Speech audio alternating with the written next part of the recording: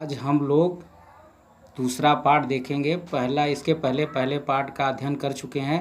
दूसरा पार्ट है भारतीय समाज की जनसांख्यिकी संरचना। भारतीय समाज की जनसांख्यिकी संरचना के अंतर्गत हम लोग आज अध्ययन करेंगे। सबसे पहले हम लोग देखेंगे जनसांख्यिकी। जनसांख्यिकी क्या है? यह वह विज्ञान है जो मनुष्यों की संख्या के बारे में अध्ययन करता है। देखेंगे इसमें यह माने वह विज्ञान है जो मनुष्यों की संख्या के बारे में अध्ययन करता है, उसे हम जनसांख्यिकी कहते हैं। तो इस तरह से देखेंगे यह जनसांख्यिकी की परिभाषा थी। और कुछ समाजशास्त्रियों के अनुसार हम लोग जनसांख्यिकी की परिभाषा देखेंगे।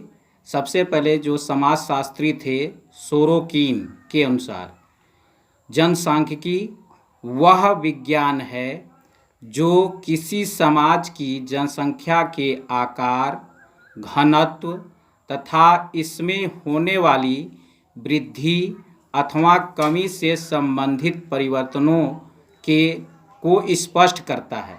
तो इस तरह देखेंगे जो समाजशास्त्री सोरोकिन थे वह जनसांख्यिकी की परिभाषा दिए कि जो जनसंख्या का आकार, घनत्व देखेंगे जनसंख्या का घनत्व किसे कहते हैं। तो जनसंख्या का घनत्व देखिए 1 वर्ग किलोमीटर में रहने वाले लोगों की संख्या को जनसंख्या का घनत्व कहते हैं। और इसके आगे हम लोग अगले समाजशास्त्री के अनुसार जनसांख्यिकी की परिभाषा देखेंगे। ग्रेवनिक के अनुसार यह भी समाजशास्त्री थे जिन्होंने अपना एक परिभाषा दिया जनसांख्यिकी के संदर्भ में। जनसांख्यिकी उन तथ्यों का अध्ययन है जो मानव जनसंख्या के विभिन्न पक्षों जैसे जन्म दर, मृत्यु दर, प्रवासी विशेषताओं और उन्हें प्रभावित करने वाले कारकों का अध्ययन करता है। इस तरह से ग्रेवनिक ने इस तरह से परिभाषा दिया। उन्होंने कहा कि जन्म दर किसे कहते हैं, हम लोग देखेंगे जन्म दर किसे कहते हैं।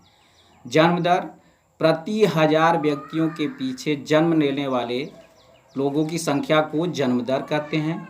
मृत्यु दर प्रति 1000 व्यक्तियों के पीछे मरने वालों की संख्या को मृत्यु दर कहते हैं। प्रवासी देखेंगे जो दूसरे देश से आकर दूसरे देश में निवास करते हैं उनको प्रवासी कहते हैं।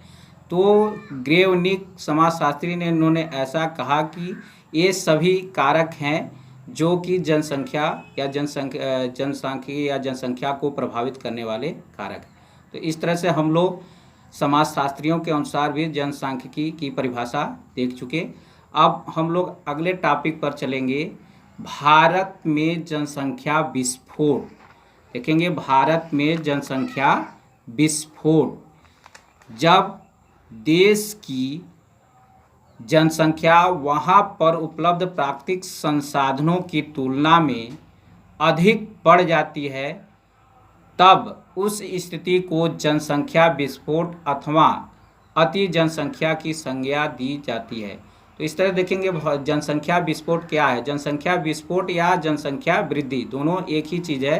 कहा गया जब किसी देश में जो जनसंख्या होती है वह जब वहाँ के उपलब्ध प्राकृतिक संसाधनों से की तुलना में अधिक हो जाती है तो उसी को जनसंख्या का विस्फोट कहा जाता है। इसके आगे हम लोग देखेंगे अब भारत में जनसंख्या वृद्धि के कारण। भारत में जनसंख्या वृद्धि के कारण कौन कौन से हैं, उन कारणों का हम लोग अध्ययन करेंगे। देखेंगे भारत में जनसंख्या वृद्धि के मुख्य कारण निम्नलिखित हैं। उन निम्नलिखित कारणों में सबसे पहले हम लोग पहला कारण देखेंगे कि भारत में जनसंख्या वृद्धि का क्या कारण है। पहला विवाह की अनिवार्यता। सबसे पहला कारण देखेंगे विवाह की अनिवार्यता।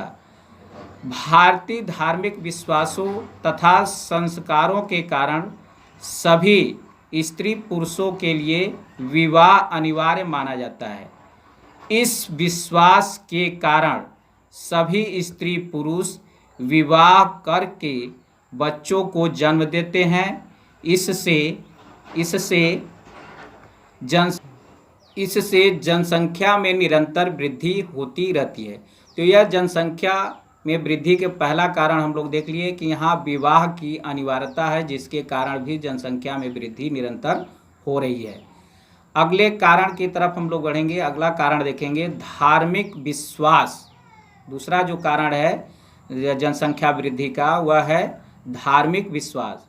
भारतीय समाज में विशेष रूप से हिंदू समाज में यह एक धार्मिक विश्वास प्रचलित है कि मोक्ष प्राप्ति के लिए पुत्र का होना अनिवार्य है।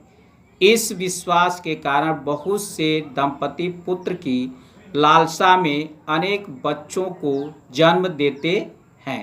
तो इस तरह से देखेंगे यह दूसरा कारण है धार्मिक कारण। यहाँ माने धार्मिक विश्वास, हिंदू समाज में इस तरह से विश्वास है कि जब तक पुत्र की प्राप्ति नहीं होती है तब तक व्यक्ति को मोक्ष की प्राप्ति नहीं होती है।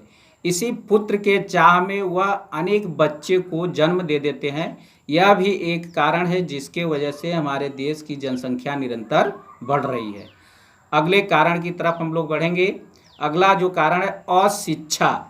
अशिक्षा भी एक मुख्य कारण है जिसके वजह से हमारी जनसंख्या बढ़ती चली जा रही है। अशिक्षा के फलस्वरूप अधिकांश व्यक्ति परिवार में अधिक बच्चों के जन्म से पैदा होने वाली हानियों को नहीं समझ पाते। वे कुछ ऐसी रूढ़ियों और अंधविश्वासों से जकड़े रहते हैं जिनके कारण जन्म दर कम नहीं हो पाती। तो यह तीसरा कारण है जनसंख्या वृद्धि का अशिक्षा। यानी अशिक्षा के वजह से कुछ लोग यह नहीं समझ पाते कि हम जितनी ज़्यादा परिवार में संख्या रहेगी उतना ही ज़्यादा उनकी व्यवस्था करनी होगी, उनके रहने की, खाने की, पीने की। यह इस तरफ उनका ध्यान नहीं जा। और कुछ इस तरह से धारणाएं होती हैं कि यह ईश्वर की देन है। इस तरह से वह अंधविश्वास और रूढ़ियों से जकड़े होते हैं जिसके कारण भी वह ज़्यादा बच्चों को जन्म देते हैं, जिससे जनसंख्या बढ़ती चली जाती है। तो यह तीसरा कारण था। और चौथा कारण हम लोग देखेंगे गर्म जलवायु। गर्म जलवायु। भारत में सामान्य रूप से गर्म जलवायु पाई जाती है। गर्म जलवायु में रहने वालों की प्रजनन क्षमता अधिक होती है। प्रजनन क्षमता अधिक होने के कारण जन्म दर अधिक होती है। तो यह चौथा कारण है जनसंख्या वृद्धि का, जिसके कारण भी हमारे देश की जनसंख्या निरंतर बढ़ रही है। तो गर्म जलवायु कहते हैं इनका। गर्म जलवायु का यहाँ तात्पर्य है कि हमारे देश की जो जलवायु गर्म है, जिसके कारण यहाँ के जो लड़के और लड़कियाँ होते हैं वह कम उम्र में ही बच्चा या संतान पैदा करने योग्य हो जाते हैं, जिसके कारण भी हमारे देश की जनसंख्या निरंतर बढ़ती चली जा रही है। और अगले कारण की तरफ हम लोग बढ़ेंगे जिसमें मृत्यु दर का घट जाना। और अगला जो जनसंख्या वृद्धि का कारण है मृत्यु दर का घट जाना। आधुनिक युग में चिकित्सा एवं स्वास्थ्य विज्ञान ने अपने अपने क्षेत्र में पर्याप्त प्रगति की है। इसके परिणाम स्वरूप अनेक भयंकर रोगों का उपचार संभव हो सका है। इससे मृत्यु दर में कमी आई है। तो इस तरह से देखेंगे यह भी एक कारण है जिसके वजह से हमारे देश की जनसंख्या बढ़ती चली जा रही है। और वह कारण कि जो हमारे चिकित्सीय सुविधा है या स्वास्थ्य विज्ञान है वह हर तरह से कठिन रोगों का निदान ढूंढ रखा है या वैक्सीन उसकी बना रखी है, जिसके वजह से भयंकर से महामारियों पर रोकथाम कर लेती है, जिससे मृत्यु दर कम हो रही है। मृत्यु दर कम होने के कारण भी हमारी जनसंख्या निरंतर बढ़ती चली जा रही है। इसके इस तरह से हम लोग देख लिए भारत में जनसंख्या वृद्धि के कारण। तो ये सभी कारण थे। इसके आगे भी जैसे और भी कारण हैं, इतना कारण हो गया। और कारण है जैसे देखेंगे मनोरंजन के साधनों की कमी और प्रवास, ये सभी व्यवस्थाओं के इनके कारण भी हमारी जनसंख्या बढ़ती है। देखेंगे मनोरंजन के साधनों की कमी, जहाँ पर जिन क्षेत्रों में मनोरंजन के साधनों की कमी होती है वहाँ पर यौन संबंध को ही वह मनोरंजन का साधन बना लेते हैं, जिसके वजह से अधिक बच्चों को जन्म देते हैं। तो ये सभी कारण थे जिससे हमारे देश की जनसंख्या निरंतर बढ़ रही है। अब अगले टॉपिक पर उस पर पहुँचेंगे, भारत में जनसंख्या वृद्धि के दुष्परिणाम।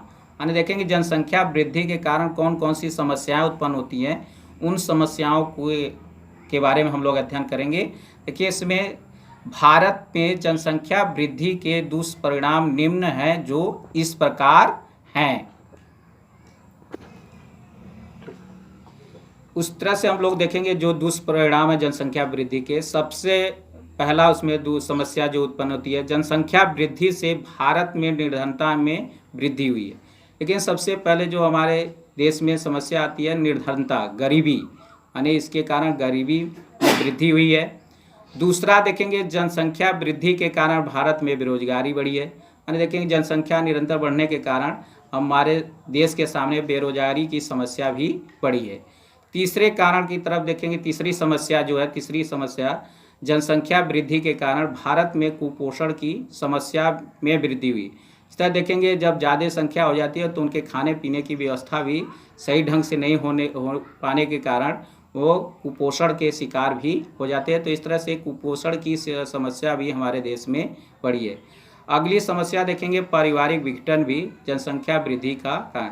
देखेंगे जनसंख्या वृद्धि के कारण परिवार में विघटन, माने परिवार अलग माने खंडित हुआ है, या भी देखेंगे वह ज़्यादा जनसंख्या होने के कारण फिर परिवार में लड़ाई झगड़े कलह होते हैं। फिर इस तरह से लड़ाई झगड़े के कारण धीरे धीरे वह एक दूसरे से अलग या परिवार का विघटन हो जाता है। तो इस तरह से इस तरह से हम लोग समस्या भी देख लिए, जनसंख्या वृद्धि के कारण देख लिए, और जनसंख्या वृद्धि के कारण होने वाले समस्या या उत्पन्न होने वाले समस्याओं को देख लिए। अब आगे हम लोग देखेंगे भारत में जनसंख्या नियंत्रण हेतु उपाय, यानी इसको नियंत्रित करने के कौन कौन से उपाय हैं जिसके द्वारा हम जनसंख्या पर नियंत्रण पा सकते हैं। तो भारत में जनसंख्या नियंत्रण हेतु उपाय निम्नलिखित या निम्नांकित हैं। इसमें पहला उपाय हम लोग देखेंगे, शिक्षा को अधिक उपयोगी व व्यावहारिक बनाया जाए ताकि शिक्षित व्यक्ति जनसंख्या विस्फोट से होने वाली हानि के प्रति सचेत हो सके। तो इस तरह से पहला यह है कि अगर हम शिक्षा का प्रचार प्रसार करें जिससे सभी लोग को शिक्षित किया जाए और उनको सभी उनके जनसंख्या अधिक होने से जो समस्याएं उत्पन्न होती हैं, हानियां होती हैं, उनके बारे में उनको बताया जाए, जिससे वह उसके बारे में जानकर इस तरफ वह ज़्यादा जनसंख्या को नियंत्रित करने पर अपना ध्यान दे कि उस तरह से जैसे छोटा परिवार सुखी परिवार, क्योंकि जो बड़ा परिवार होता है तो उस तरह से उनकी व्यवस्थाएं भी करनी होती है। तो इस तरह से शिक्षा के माध्यम से हम उनमें यह जागरूकता लाएं कि जिससे कि वह जनसंख्या को नियंत्रित करने में अपना योगदान दे सके। दूसरा देखेंगे जो नियंत्रण के, बहुविवाह की प्रथा को भारत में पूर्णतया समाप्त किया जाए। लेकिन जो भारत में बहुविवाह माने बहुत देखेंगे एक ही पति जो कई पत्नियां रखता है, तो इसके वजह से भी जनसंख्या बढ़ती चली जाती है। तो जो बहुविवाह प्रथा है उस पर रोक लगाया जाए, इसके साथ साथ जो बाल विवाह उस पर रोक लगाया जाए, पूर्णतया रोक लगाया जाए, जिससे कि जनसंख्या को नियंत्रित किया जा सके। अगला हम लोग देखेंगे परिवार नियोजन अपनाने वालों को और अधिक सुविधा प्रदान की जाए ताकि इस प्रवृत्ति में वृद्धि हो। यानी परिवार नियोजन अपनाने वालों को और अधिक सुविधा, माने इस तरह से उनको अधिक सुविधाएं दिया जाए। जैसे जो परिवार नियोजन की कम बच्चे पैदा करने के लिए जो परिवार कार्यक्रम के द्वारा उनको प्रचार प्रसार किया जाए, जिससे उन संसाधनों का प्रयोग करके वह परिवार को नियंत्रित करने में जागरूकता दिखाएं, तो उनको और सुविधाएं दी जाए जिससे कि उसके प्रति वह जागरूक हों और जनसंख्या को नियंत्रित किया जा सके। और अगला देखेंगे परिवार नियोजन की शिक्षा स्कूलों व कॉलेजों में प्रदान किए जाएं तथा इससे संबंधित कार्यक्रमों को अधिक प्रभावशाली बनाया जाए। तो इस तरह देखेंगे जो परिवार नियोजन से संबंधित कार्यक्रम हैं उन सभी कार्यक्रमों को स्कूल कॉलेजों में के पाठ्यक्रम में रखा जाए, जिससे उनको ज़्यादा जानकारी हो और इसको प्रभावशाली बनाया जाए। तो इस तरह से हम लोग देख लिए